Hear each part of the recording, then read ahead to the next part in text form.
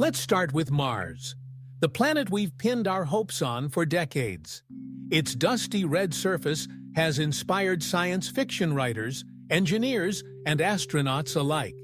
Rovers roam its barren terrain, searching for signs of ancient life.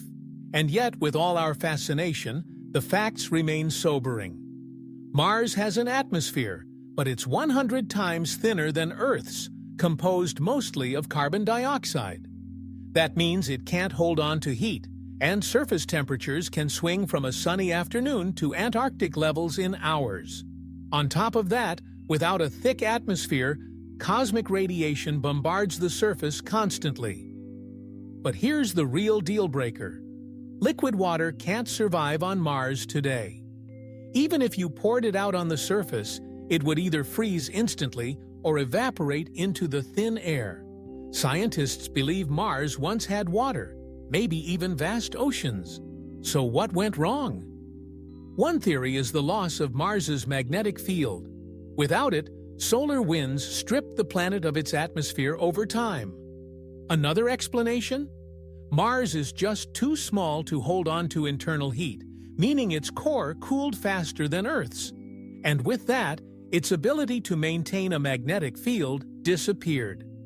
Whatever the reason, the result is clear. Mars today is a cold, dry, and inhospitable place. Not exactly the vacation destination we were hoping for.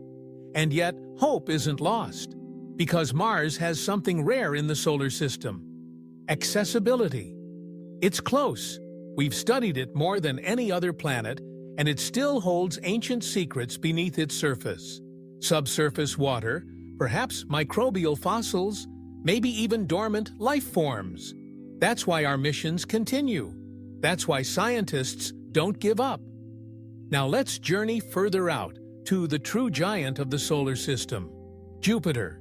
Massive, majestic, mysterious, but also absolutely inhospitable. Jupiter is made almost entirely of hydrogen and helium, forming thick gaseous layers that stretch deep toward the planet's core. There's no solid surface, no ground to walk on, no land to build a base. If you descended into Jupiter's atmosphere, you'd fall through clouds, then into liquid gas, and finally into an ocean of plasma, all while being crushed by intense pressure and exposed to unimaginable temperatures. Let's not forget about radiation. Jupiter's massive magnetic field creates the most dangerous radiation belts in the solar system, strong enough to fry a spacecraft's electronics in hours. For humans, it's a death sentence. So, could anything survive there? Not likely. The conditions are far too extreme for known forms of life. But there's a twist. Jupiter itself may be lifeless, but its moons are another story.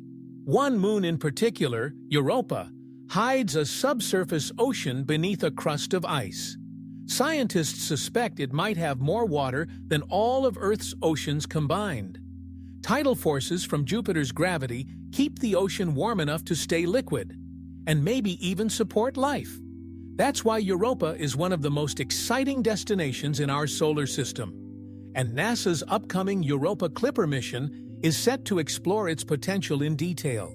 In the battle of Mars versus Jupiter, neither world seems suitable for human life, at least not directly. But both hold clues to the universe's greatest mystery. Are we alone? Mars offers a glimpse into planetary evolution. What Earth might have become if conditions had shifted slightly. It holds the ruins of a possibly habitable past.